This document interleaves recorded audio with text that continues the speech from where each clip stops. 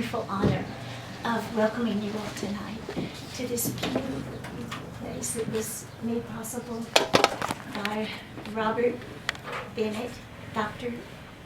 Reverend Robert Bennett and his wife Marcella.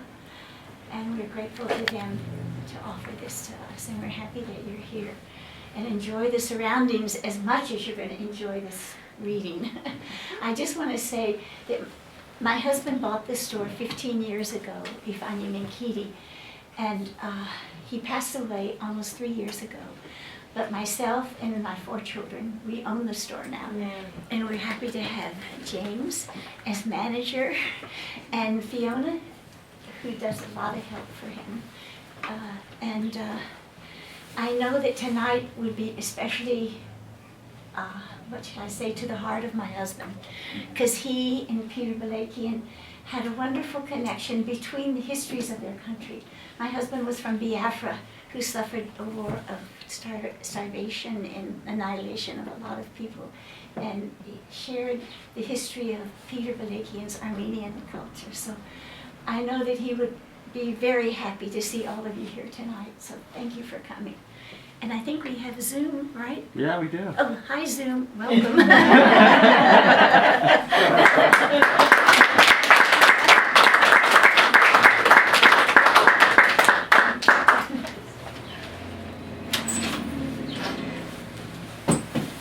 Hi everybody, my name is Askold Melnyczuk. It's my pleasure to introduce my old friend Peter Balakian tonight.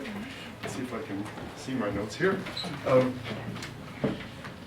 So, No Sign begins with a narrative which quickly brings together the essential strands of the Balakian sensibility. The poem opens with the speaker remembering his stay at a writer's colony, during which a friend handed him the phone and invited him to say a few words to an ailing James Baldwin as the writer lay dying in the south of France. The speaker then recalls sitting in Paris in a cafe Baldwin used to frequent, not far from where the speaker's great-uncle took part in a conference in 1919 discussing the fate of Armenia and the Armenians after the genocide. The cast of characters with walk-ons in this poem include Miles Davis and Louis Malle, alongside political figures whose meeting at Versailles was to determine the fate of the world for the next decades. Braiding personal memory with historical events, cultural phenomena, and processes, the poem reminds us of our elaborate interconnectedness. At every moment, we inhabit multiple realities and time periods. We are all enveloped in history, whether we recognize it or not. The specific histories Balakian claims for his own include not only his Armenian heritage, replete with its own trail of tears, the Armenian genocide, but also the context which framed his youth, the Vietnam War, the fumbled hopes of the 60s, as well as the more recent national traumas, including 9/11, 9/11, an emergency of its own, and the many wars we've engaged in since. These heady concerns and reflections are grounded by some of the most sensuous evocations of the fruits of this earth since Neruda's elemental odes. As Balakian offers panegyrics to okra, tomatoes, and grape leaves, Balakian is ever alert to the sensory data of daily life, to essentials inevitably linked to family memories, as in the poem titled Zucchini. I quote, "My grandmother cored them with a serrated knife, with her hands that had come through slaughter. There are always stories behind the stories." Every significant poet develops a signature sound and something of a method. And by significant, I mean someone whose work both fully inhabits and yet transcends its moment, becoming what Pound described as the news that stays news. Hovering, densely elusive, and darting is how a characteristic Balakian poem proceeds. His speakers can zip from reflections on Hegel's time sense to, quote, licking the sweet brown hoisin sauce on their lips, end quote, to an oblique reference to Delmore Schwartz's classic story In Dreams Begin Responsibilities, to a memory of the Syrian grocers who knew his grandparents. The startling juxtapositions have an uncanny rightness. Quote, Sylvia Plath was molten ore pouring from the hot pot, sizzling with pods and smashed heads of prawn. End quote. The similes aim to convey the most nuanced and refined sensations. So reading Mandelstam is, quote, like reading the wings of a viceroy on blue stone. A viceroy, I had to ask Peter, is actually a butterfly. Their effect is to quicken our own responses, to summon us to attention, to, in short, make us try to be smarter. This layering process, a kind of sedimentary poetics, culminates in the truly astonishing long title poem, No Sign, in which the word sedimentary recovers its literal meaning as the poem unfolds nothing less than a history of the planet, tracking a conversation between an estranged couple against the backdrop of geological time. The poem zigzags from their personal memories to reflections on world-shattering events, from the asteroid that landed in Mexico and ended the era of the dinosaurs to the nuclear holocaust of Hiroshima, as evoked through Alain René's seminal film Hiroshima, Mon Amour, in which a French actress and a Japanese architect speak about what it was like to see the destruction of the city represented in newsreels and what it was like to experience it firsthand. The cumulative effect of this most haunting of poems is profoundly unsettling, especially when one reads lines such as, "We're here, facing something we can't imagine." Peter Balakian is the author of 8 books of poems, including Ozone Journal, which won the 2016 Pulitzer Prize for Poetry, and Ziggurat. His memoir, Black Dog of Fate, won the PEN Martha Albrand Award and was a New York Times notable book, as was The Burning Tigris, which also became a New York Times bestseller. He's a Rebar Professor in Humanities in the Department of English at Colgate University. Please welcome my old friend, Peter Balakian.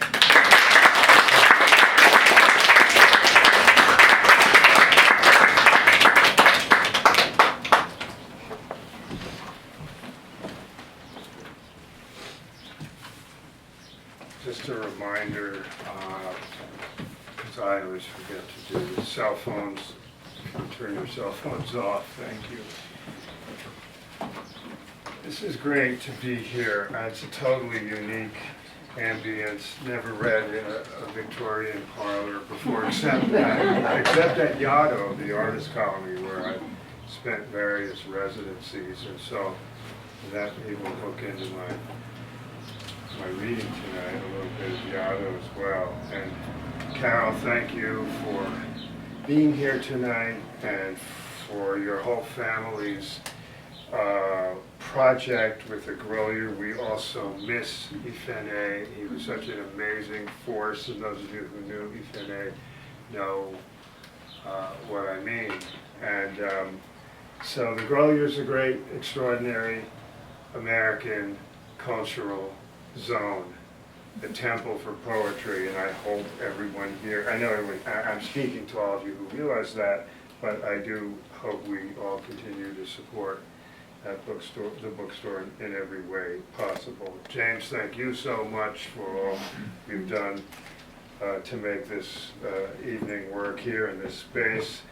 Askold, I'm humbled by your reflection on the book. Thank you.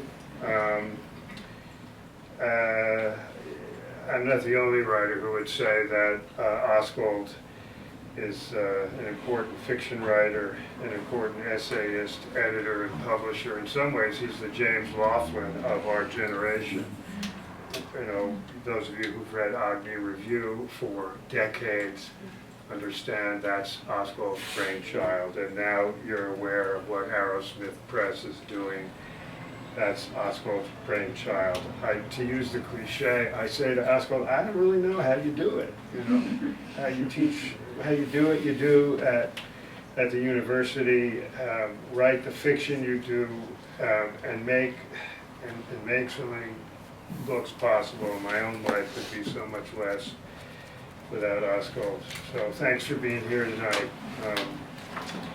All right, so Askold and I want to have a conversation, so with you all as well. Okay, so that's how we want the flow of the evening to go. I do want to present No Sign, since it is newly published, and so I want to read a handful of poems and give you a flavor sense of the book.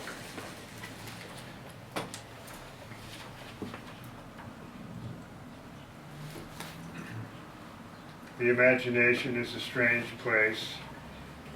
We all live in it, artists, writers, or not. This is called Yellow Lilies, and I'm going to have to figure out a way to get the light. I'm going to have to get the light up here. All right. Oh, yeah, none of that. Yeah, thank you. There we go. That's great. Appreciate it.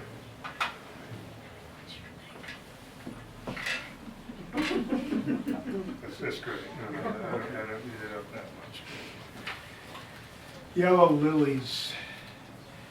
Looking up, a galaxy is any star skidding into black. A black hole is my love. Who knows what's in the next cushion of air? What if a hole is just a Greek urn or Sarah's paint stick spiral? It's past midsummer and specks of light are wings of giant birds. I'll hang my torn soul on that. Take the flash of a star, the white line of a plane, hear the ocean sound of words, hum blaring horn of wind. When I wake in gray light, black rocks, cardinals, yellow lilies, cumulonimbus, the grass is drying on me. A deer's eyes burn through the pines.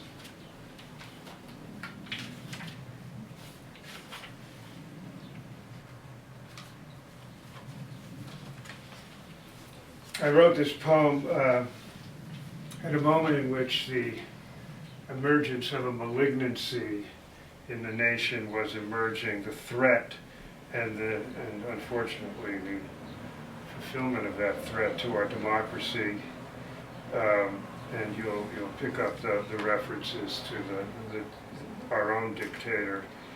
And also, this poem intersects with Mandelstam, the great Russian poet Osip Mandelstam.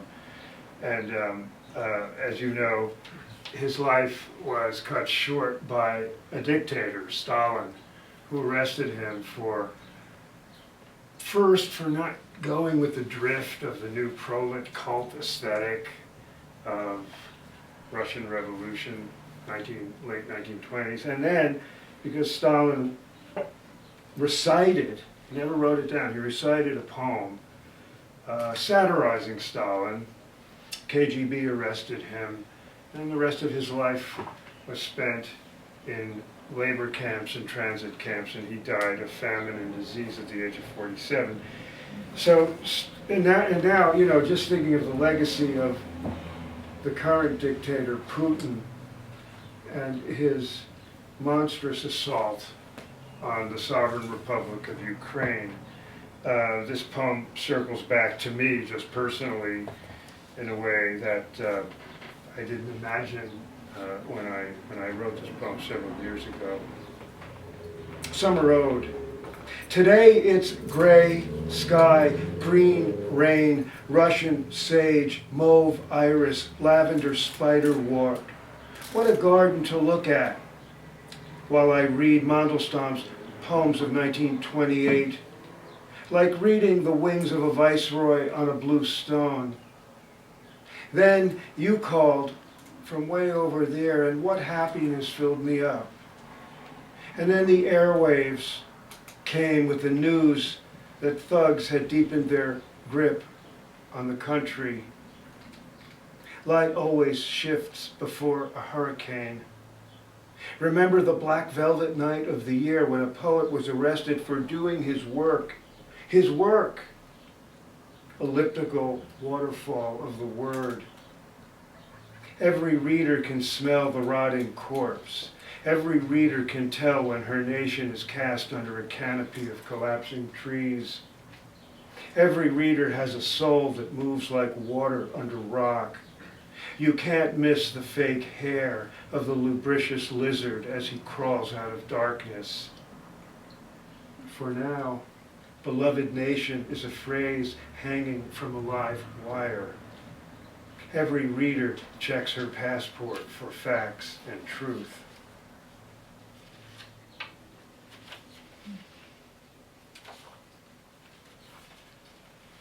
This poem did begin,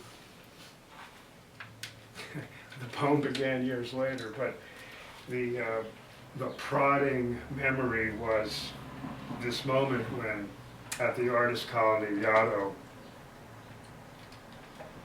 in the summer of 1986, a friend of mine that summer, poet Dolores Kendrick, after many conversations we were having about James Baldwin, and she understood that James Baldwin was a hero of mine, Dolores said to me, you know, Peter, why don't you just, I talk to Jimmy twice a week. He's dying of cancer in a small village in the south of France. Why don't you come into the phone booth and just say a few words? Well, I was terrified by the idea. But you know, at Yaddo, you enter into, at artist colonies, you enter into a kind of different sense of time and space. So probably after a few wines, I got the courage. And the other intersection here, and Askold noted this, is that my great uncle, who was a bishop in the Armenian church, Grolier Balakian, I still say the name the Armenian way when I speak of my family over there, survived the Armenian genocide, 4 years in the killing fields, wrote an extraordinary 2-volume memoir called Armenian Golgotha. It's available in paperback, and was at the Paris Peace Treaty in 1919. So this is a poem about dislocations and weird intersections, history, bitterness.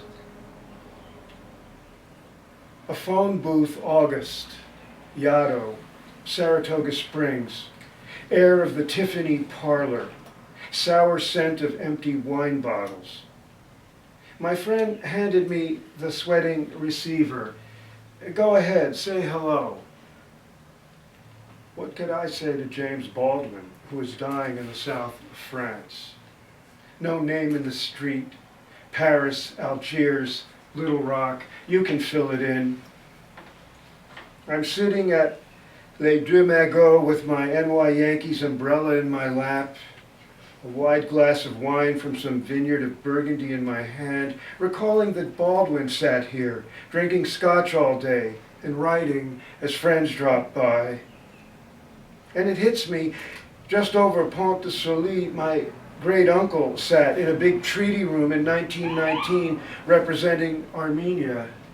Did it exist? In a fancy hotel with others who hoped for a nation in return for the slaughter. Baldwin knew Sartre and de Beauvoir. He saw Camus pass by. It was 1958, and the Algerian cabbie who dropped him off drunk on the curb was half blind from the revolution. Bang, bang, bang goes the heart. Mr. Baldwin was dying in a sensual village in the south of France. After a week at Versailles, my uncle came to that hotel room where in the closet of his head a big white sheet floated over the Black Sea. What did rape and massacre mean? Fail-proof, shattered, bitten off, words that floated over the bridge into the carnival horns of night. A few months earlier, Miles Davis passed Baldwin at Les Deux Magots on his way to play for Louis Malle's Ascenseur pour l'échafaud. The spurting air of love, love, love slipping from the valves, the spit and breath of night in Paris off the torpid brown Seine where Paul Celan had disappeared not long before. What are degrees of separation? Private myths illusions? My aunt, the surrealist, might call them chance meetings. Do we invent proximities for our need, for salvation, for love? Wilson, Clemenceau, Lloyd George, names my uncle scrawled on a map of the dispossessed, on a wall in a hotel of cards where Dixieland horns played at a banquet for the Grande Armée. And the next map of Europe was shuffled with an ace in the hole. Miles Davis spent 7 hours with Louis Malle making some languid, piercing, hollow, sliding sounds in the indeterminate, dank night. No name on the street stalked him. A few years later, Baldwin moved just miles from where my father was born in Istanbul, a few years after the Armenians were expunged from Turkey and my grandparents left the ghost map on the wall. It was 1919, and the flu blew along Saint-Germain, where my grandparents met my uncle that fall. I knew Baldwin's heart went hollow, languid, and sizzled with the need to get out of America, even if it led him to the place my grandparents fled. Before they landed, a couple miles from Baldwin's apartment in Harlem. Are these degrees of separation, or just my way of thinking about that strange moment in a phone booth at an artist colony in the summer of '86? My friend said, if you love Jimmy's work, I know he'd love to hear from you. All good news means a lot, especially at the end. What could I say to Mr. Baldwin? He'd helped me understand the bitter history that had trapped me and that was trapped in me. Istanbul, New York, Paris, no name, no street. I was sweating into the phone. Mr. Baldwin's voice was frail, but unmistakable.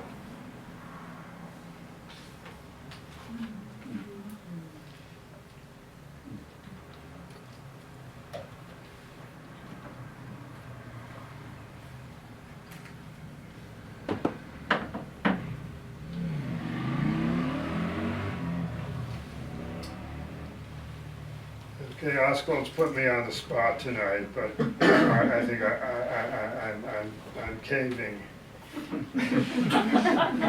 I haven't read from the long poem No Sign yet publicly. I've done a bunch of readings in the last 2 months, but why not? So I'll just say this to set this poem up. First, it's the third 45-section, multi-sequenced, multi-section poem. It's become part of a trilogy. The first one was in my book Ziggurat, 2010. The second one, and that poem was called A Train Ziggurat Elegy. In 2015, I have a poem called Ozone Journal, and that's in the book Ozone Journal. In this book, I have a 45-section poem which Askold so beautifully published as a limited edition by Arrowsmith Press. Just the poem, not this book, but the 45-section poem. So this is the third in the trilogy. In this poem, two former loves meet again after years on the cliffs of the Palisades in northern Jersey, looking at the Hudson in Manhattan. That place, if you know it. And they're having a conversation. The poem is demarcated by he and she. It's a dialogical poem. I suppose, it's in some way a dramatic poem in the sense of dramaturgical, but I wouldn't go that far to call it a play. And they are having a conversation that deals with a number of things. They're crisscrossing. One of them has to do with the geological history of Earth and the future of the planet in the sense of geological and as we know it now, climate erosion. And they're also talking about a film they love, Alain René's 1959 film, Hiroshima, Mon Amour, and they're reflecting on the Vietnam War, which so shaped their lives and consciousness. It opens like this. I'll read 4 sections just to give you a flavor. 1. He, is it night already? She, no. He, did our house fall down? She, what happened? He, is it you? 2. He, yes. She, why should I believe you? He, doesn't geology put us in our place? He, we appeared in the age of fission, vaporized bodies, ionized dragonflies, shadows printed on stone. She, Japanese cities burned in my dreams. I saw the newsreels in class decades later. He, we're back here on the Palisade Cliffs staring at Manhattan. Remember when the Sauterne was liquid gold?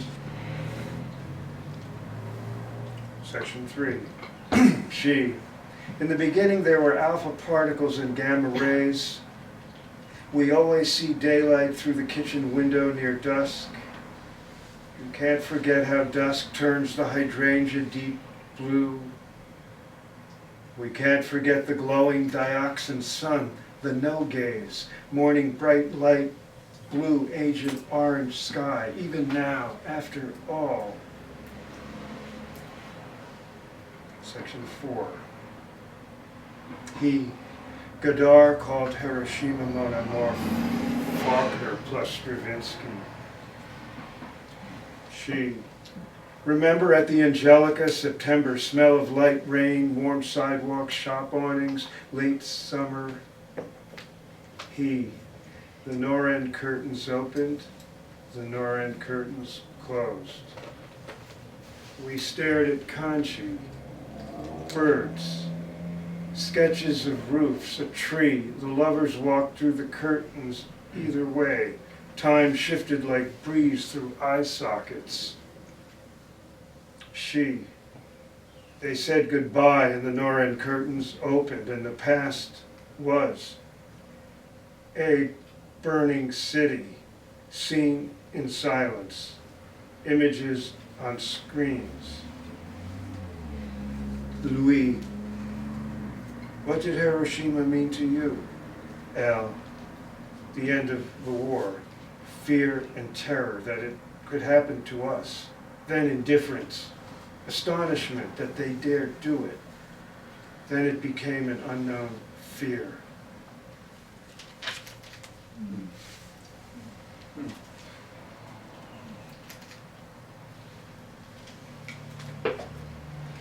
So let me close with the section in this book of kind of object lessons or meditations on fruits and vegetables. And everything comes back to the kitchen. Memory goes through food and culture and history, and poems and meditations can take you many places.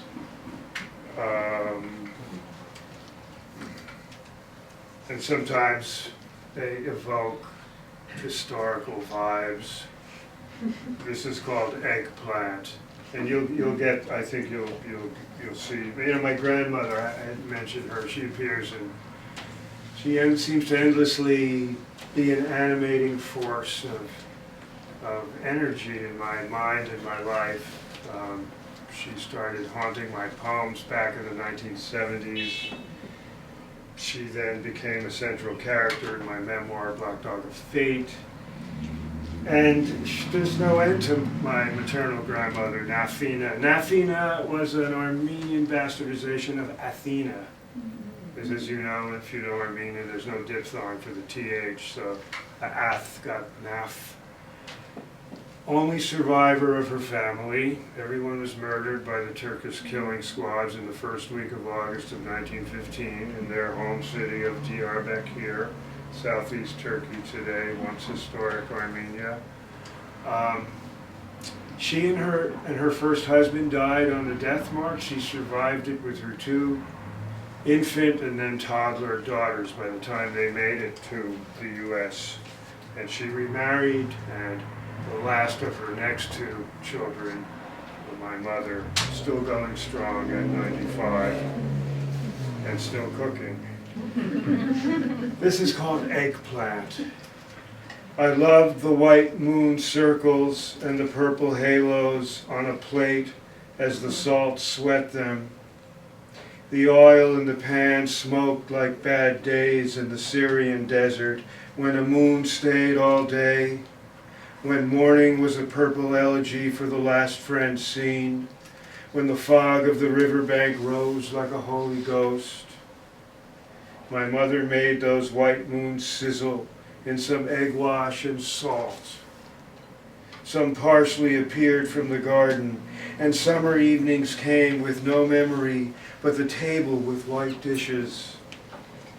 Shining aubergine, black-skinned beauty, bitter apple, we used our hands.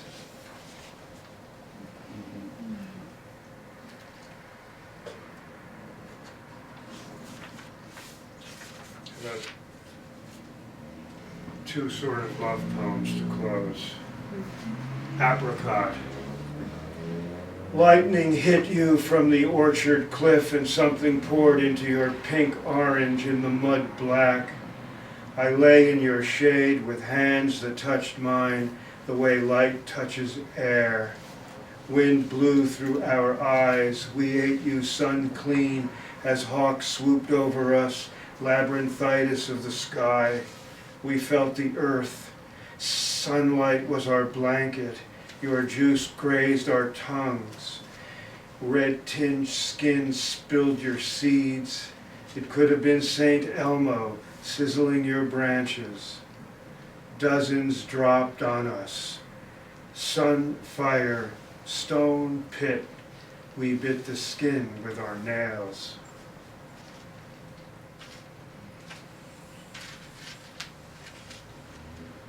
And I close with a poem. How much I love you. How much I love you because your shadow walks through the wall, because my heart is a double beat, because throbbing moves around the room the way floaters spin across the eye, because the pale green of wet leaves, because the confusion of new grass, because the brush strokes are blue, because buds of azaleas spread across lawns, because daylight is water. Thank you.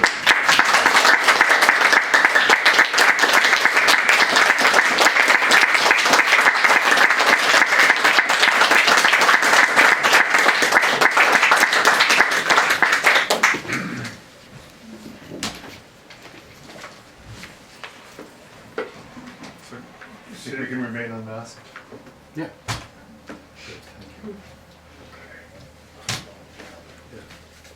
So I'm hoping to launch a conversation with a couple of questions and then invite you all to join in and follow up or ask your own questions. And the first thing I want to ask you about, Peter, first of all, I'm very surprised to hear that this is the first time you're reading No Sign, given that it's the title poem in the book. And it is really one of the most haunting poems I've ever read. It's also part of this large project, whose huge ambition, is look, 3 long poems. What does that suggest? Dante. You've got the sense of what did Ezra Pound say an epic was? It's a poem including history, and so there's this this epic feel to the whole project. But this poem in particular, even more than the first 2, uses a very kind of unusual method. And it feels like a method, and I wonder to what degree you can speak about that. There are so many kind of quick cuts, and I think of it as cuts, almost, because there is a cinematic quality to it, and the film Hiroshima memoir is so important to it. There are other images in it. You kind of, so what's bewildering to readers is, it grows out of those quick cuts. And the framing, the original kind of frame of man and woman talking to each other, reminiscing a bit, but speaking about very big themes, is further complicated because the other speakers in the poem are Pan and Gaia, right? And so, it's wild when you think about it, right? Gaia is Mother Earth herself, and Pan is the god of nature. So could you just talk a little bit about how this poem came together and how you proceeded to shape it? Yeah, well, I'll try to make sense of it just a little bit, because I really want readers to enjoy kind of swimming in it. That's Sure. my hope, that it's pleasurable and engaging. It's what every artist wants in any form, right? Askold, I think for a long time, I wanted to figure out a way to incorporate my own sense of some dramaturgical stuff into poetry, which is to really create voices in a play. And I think that drama and poetry are close in form because they're spare and stripped and naked. Unlike the more robust, expansive, syntactical realities of fiction and literary nonfiction, right? So the idea of creating a dialogue is something I just have wanted to pursue, and the twining of the issues began percolating as these things percolate, and I get interested in strange brews and kind of connecting disparate realities, and I'm interested in this idea of sequencing, so that if Hiroshima comes up in section 4, you're going to see it every few sections for the remaining 4, that there's a kind of cat's cradle or a kind of weave that I get interested in these 3 long poems, the weaving of disparate threads.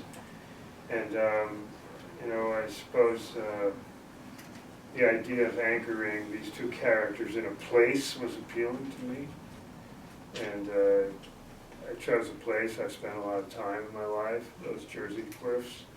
Anybody, any Jersey people here? Those cliffs in Bergen County, they're right on the Hudson. They're kind of an unknown gem because you have these amazing sandstone cliffs that take us back hundreds of millions of years in their geologic formation. One of the great things about teaching in a university is that you have so many faculty who are resources. So one of my friends in the geology department spent a lot of time with me talking about rocks and volcanoes and epics of the Earth's history. And I did like we all do, I did my share of reading in the history of the planet. And it's a very humbling thing. It makes you almost feel like, hey, why don't I just go out and drink tequilas for the next couple of decades and forget about the future, the human struggle, because it's very humbling to think about the duration of the planet and our own place in it. I spent a lot of time thinking and reading before I began working on this poem, and that's always a fun kind of process. I mean, you do it with fiction, and poets do it as they do it. And the history always obsesses me. It seems to hang on my head. So you start thinking of the history of the planet as also a history. Yeah. That's a great start. I think I'd probably follow up with a half a dozen other questions, but I know that there are other areas we can open up into. And so this morning I was speaking with great Ukrainian poet Grolier Hybrid, whom some of you actually may have seen if you watched this year's Grammys, because she had a part in John Legend's song in it, one of her poems was recited there.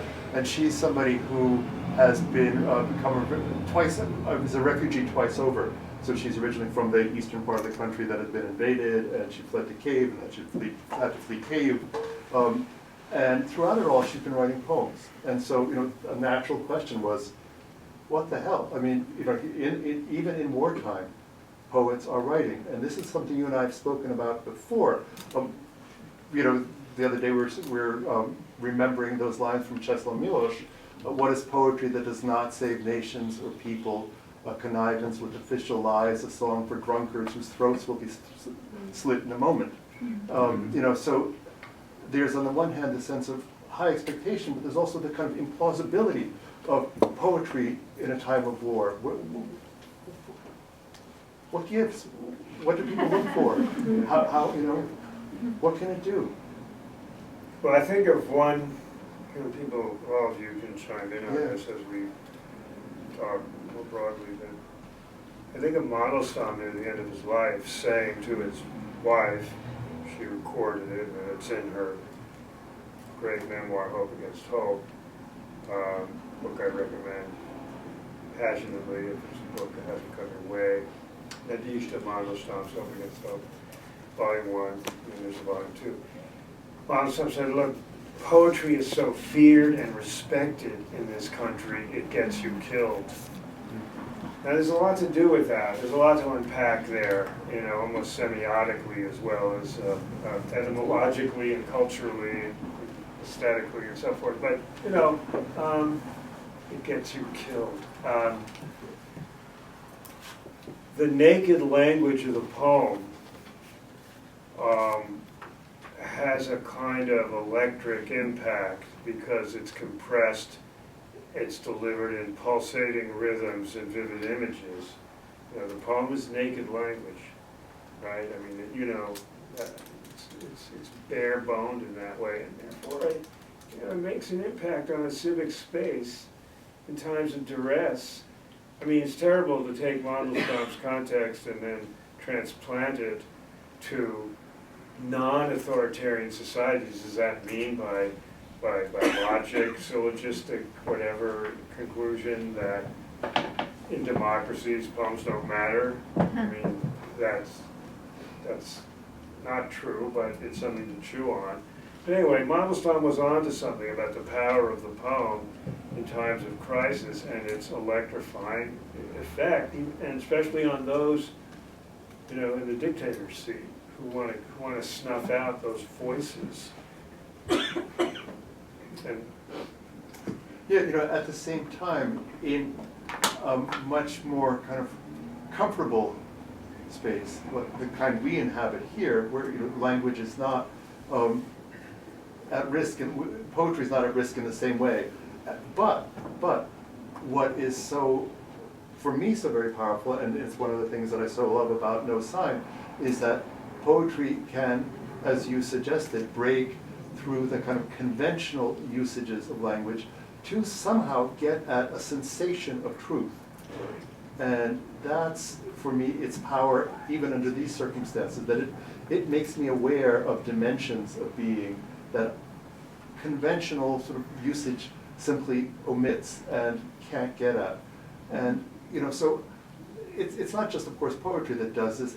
All the arts, right, attempt to bring us closer to the real, it seems. And one of the other sort of elements of your work that is both in your poetry and in your essays is painting, right? So one of the things that you see in No Sign is this use of color so effectively. The color gets at tones of feeling, not only, it has more than a visual effect. It kind of gets an emotion. And I wonder what you could say about painting and art and their importance for you in your work.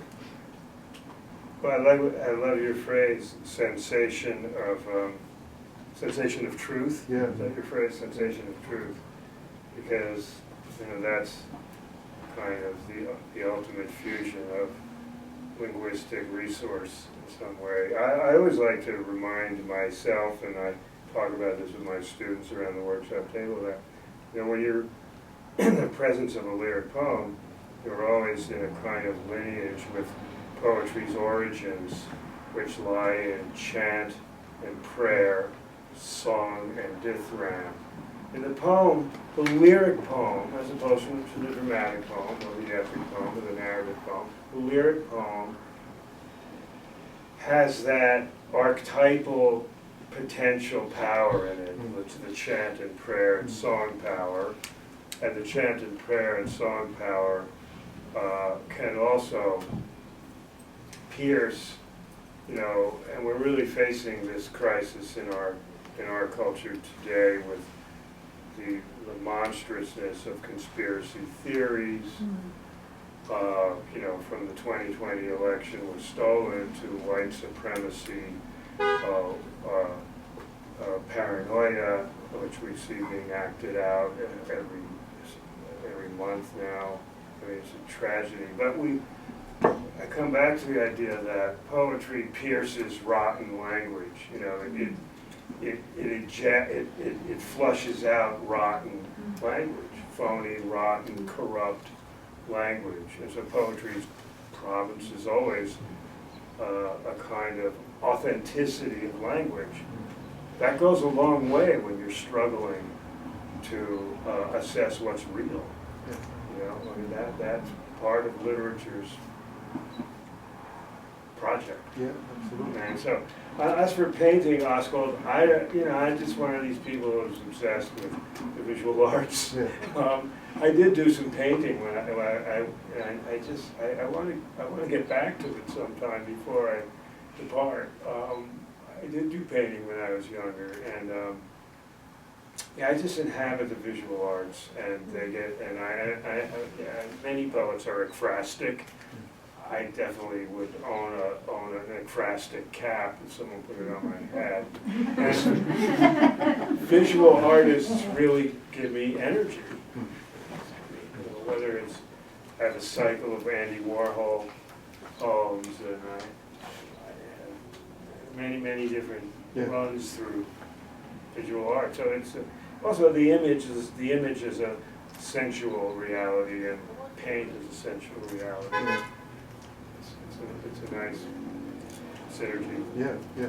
So last question before opening it up. I'm going to try to open different avenues that people can kind of follow up with. But could you just say something about the various writers come before who've mattered to you? You know, it's I know that you've written about you've written about a lot of writers, but who are the poets that you would want the next generation to be sure to kind of be aware of? You know, American, if you take the American grain or scene, and that's not the only grain or scene you take, but the American writers, we come out of it, and Whitman and Dickinson remain kind of foundational geniuses, and I know that living in the Whitman, as diverse and different as those two sensibilities are, and those two formal approaches to the poem are, that I think anybody journeying into poetry should spend time with Walt and Emily. Sure. For me, Hart Crane and T.S. Eliot were just huge. What they did just spoke to me, and I kind of hung around their weird projects. And I can see the bridge there. Crane is just such an amazing linguistic magician, and so I don't know. And I also later, Theodore Retzky and Sylvia Plath mattered to me a good bit. I mean, those were foundational figures. Yeah. I'll leave it there. Yeah, great. I mean, you know, then Whitman, as you said, also proposed the two poles of personality, one embodying solitude, the other solidarity, right? Mm-hmm. And so, yeah, we're right around the corner from T.S. Eliot's old house. So, And Sylvia Plath also in the neighborhood too. So, that's right. Yeah. I just think of the minimalist and the maximalist Yeah. make a great American roadmap Yeah. for many things. Yeah. So why don't we open it up now? Anybody can take the conversation anywhere you might want it to go. Please. Following up on the influence, is your aunt Anna Balakian? That's right. Really? Okay. Now, so let's bring surrealism into yeah. the question then. And also, I picked up moderate little bit of French in your few poems that you read. I don't know how pervasive it is in your work. But the poets you just mentioned don't, in my mind, are not, the ones that I always think of as being part of a surrealist mindset. Right. So I'm curious to know to what extent I can't imagine you wouldn't have a French surrealist side to you, and if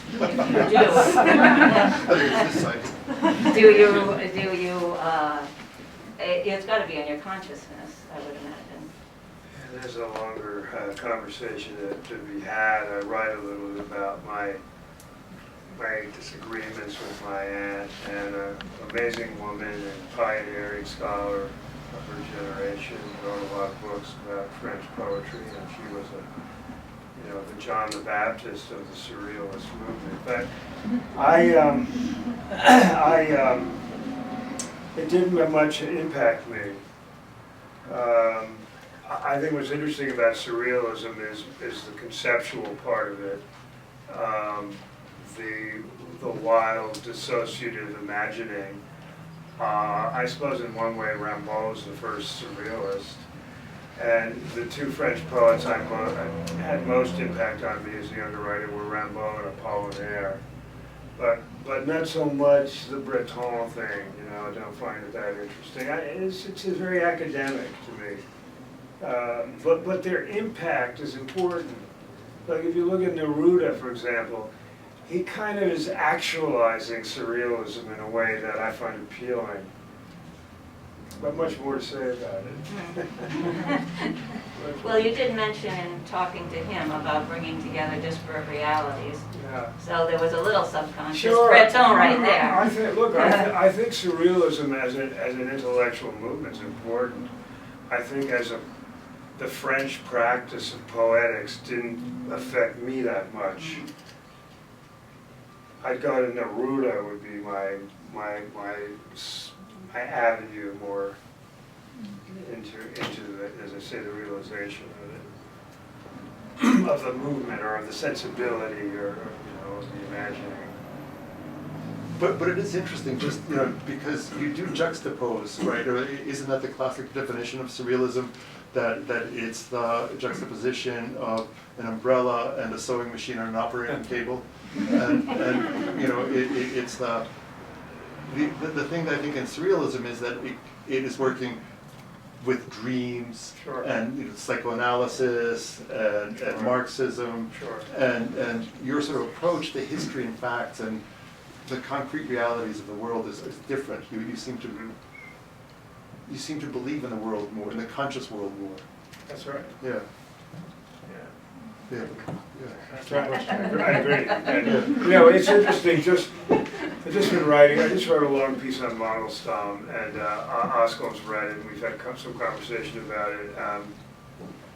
Mandelstam's quarrel with the symbolists pretty much represents my take, my stance. He opted for Acmeist stone. Mm-hmm.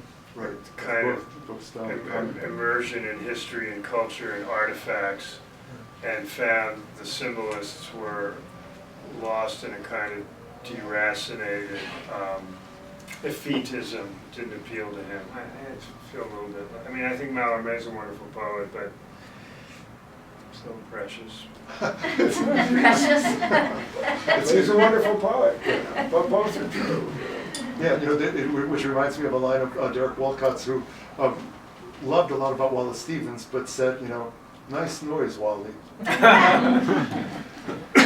Yeah. These are just matters of taste. Other questions? Yes, I love what you said about poetry piercing rotten language. I think that's really true and brilliantly, succinctly put. I recently taught a documentary poetry class, and we based a lot of the course on an article that Philip Metris wrote for the Kenyan Review about his own documentary practice. He's written most recently a book called Shrapnel Maps about the Israeli-Palestinian conflict, but other books as well.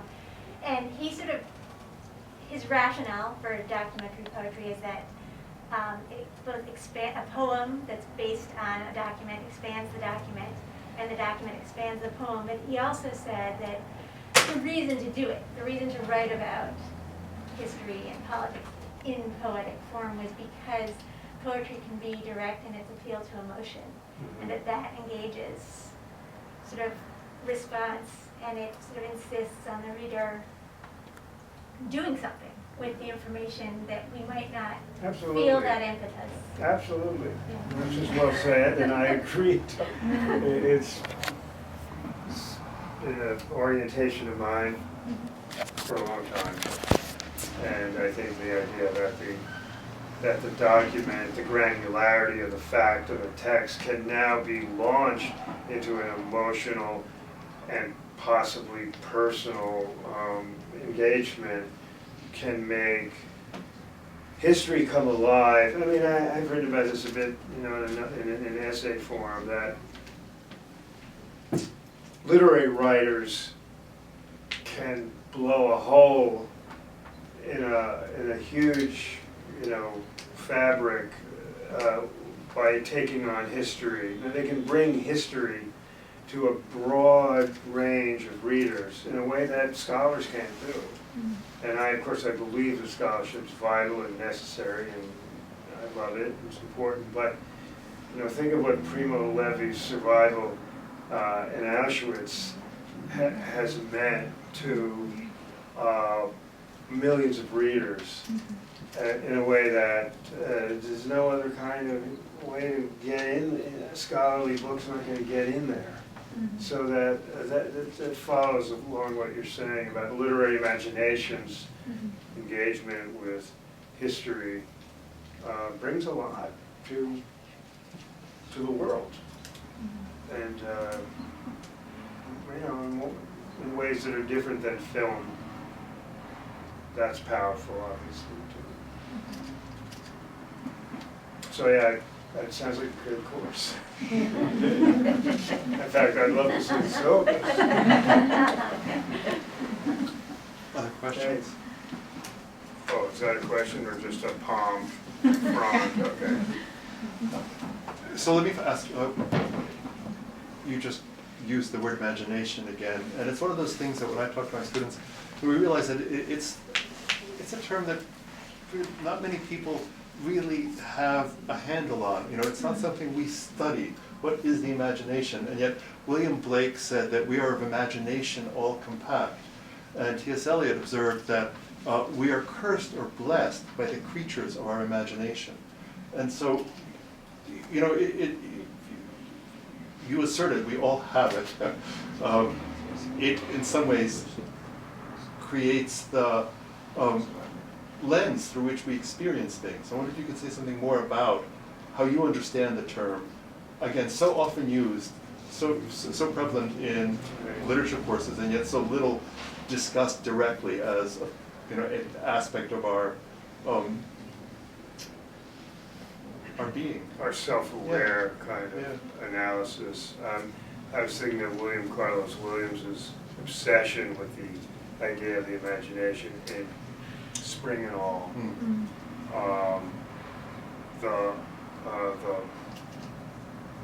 Isn't that what he called it's a long, multi-genre piece of work. It's not just the poem, Right. but the whole thing. He's obsessed with the idea of the imagination. He's desperate to reach an American reading audience. He's barnstorming for the idea of the imagination, and it struck me ages ago reading that how kind of valiant a project that book was. Askold, the word that works for me sometimes when I'm talking about imagination with students around the workshop table is transformation. What we do as human beings with experience, with raw data, with raw material, what we do with it is transform it. Richard Hugo, a wonderful poet, whose work I love over the many years, used to talk about the cement mixer of the imagination. And that's, you talk about granular, right? So, you know, that we need to be aware of our own cement mixer and what it's mixing all the time. When we're in dream state, sometimes that's more acute to us. We wake up and say, I can't believe the film that played in my head last night, right? Surrealists were big on that unconscious. So I think the more alert humans are to, you know, citizens, I mean, this nation of 330 million people that right now is struggling to be a coherent society. We clearly are not one. There's a challenge, you know, for the imagination. The imagination has a role to play. The cement mixer that helps us go deeper and farther with the surface level of data and experience.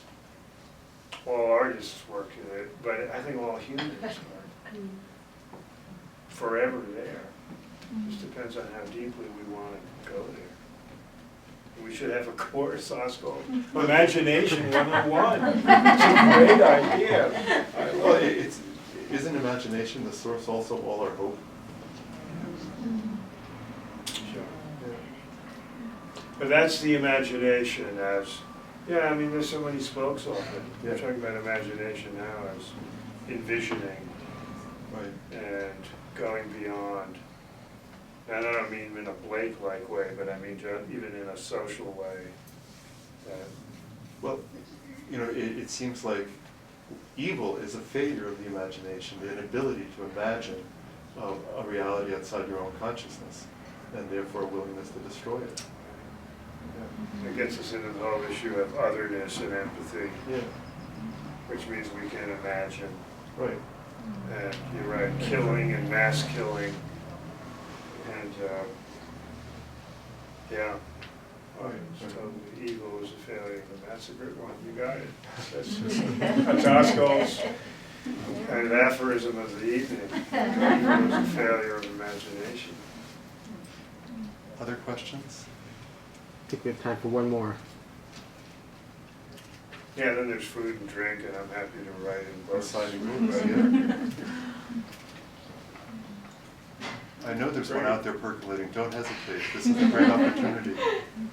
There's no such thing as a bad question. No such thing as a wrong note. That's right. That's right. I'm playing jazz.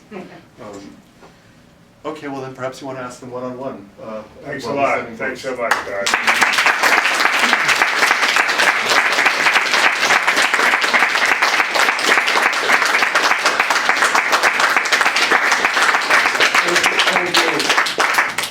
Thank you.